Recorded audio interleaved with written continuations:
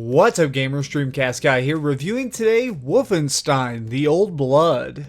This is a standalone DLC pack that actually takes place a little bit before the opening of Wolfenstein: The New Order. One of the oldest and most legendary first-person shooters of all time is back and ready to blow apart a few million more Nazis. Wolfenstein: The Old Blood, much like The New Order, is a single-player only experience, but instead of seeing this as a detriment, it actually does it amazingly. It stretches its legs and really becomes the full single-player experience all games used to be. In this DLC, we are once again filling the boots of BJ Blazkowicz, this time going toe-to-toe with an insane prison warden in the depths of Castle Wolfenstein itself. Your mission is simple: cut a path through all these new super Nazis and steal the coordinates of the Death's Head compound, winning World War II once and for all.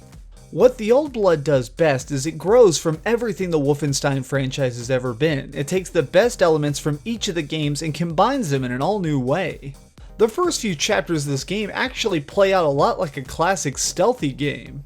You have very little weapons, and all your problems are going to be solved with a pipe and a little bit of ingenuity. Towards the beginning of our adventure, we are captured, taken against our will deep into this prison, but shortly after breaking out of our cell, we're going to get our hands on some major firepower. Many of the guns from the original game return, along with a lot more retro World War II firepower. In fact, one of my favorite guns is the new super-powered 1946 shotgun. Facing these new super Nazis brings a real fresh feel to these ancient hallways and narrow passages. These new super soldiers you're going up against all have very diverse weaknesses. Some, if triggered properly, can actually explode on contact, while others you just need to fire bullet after bullet and grenade after grenade until finally they succumb to the damage. This game had a lot more humor than I was expecting. A lot of the writing is really over the top and almost kind of goofy, but in a very fun, intentional kind of way.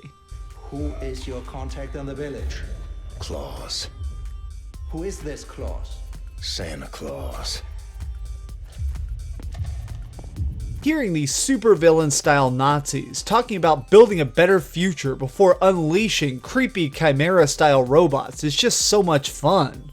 In every situation, you have two major ways of tackling things: running in guns blazing, leaving piles of carnage and pools of blood everywhere, or if you want, you can try and sneak through every area. Sneaking in this game works far better than I ever expected. Silenced guns and careful pipe executions feel truly brutal and really exciting when done quietly in the dark corner of a room filled with scary Nazis. If you're really careful, you can make it through entire chapters without ever even being seen.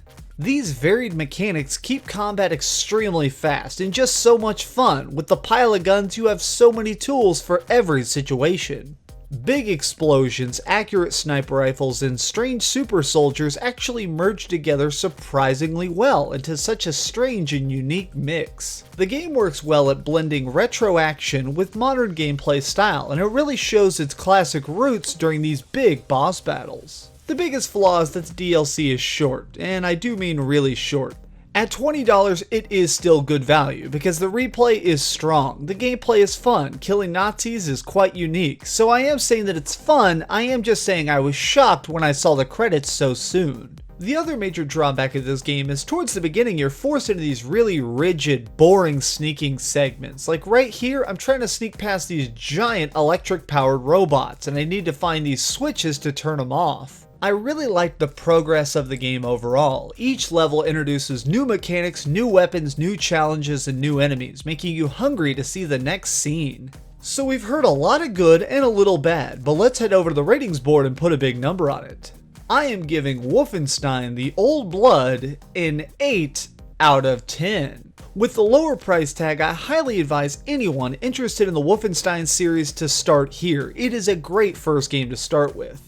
The Easter eggs and hidden nods to other games was especially fun, but nothing was more thrilling than when I found this hidden Wolfenstein 3D level. That was just so hilarious. Machine Games did some really great work here, and I'll be eagerly watching what they come out with next. Thanks so much for watching, guys. If you liked this video, please give it a thumbs up so more people see it, and if it's your first time watching, please subscribe.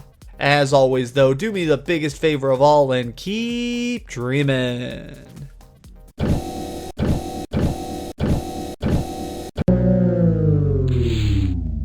Thanks so much for watching. If you liked this video, maybe check out my last video. Please subscribe, and if you want, share this somewhere with your friends.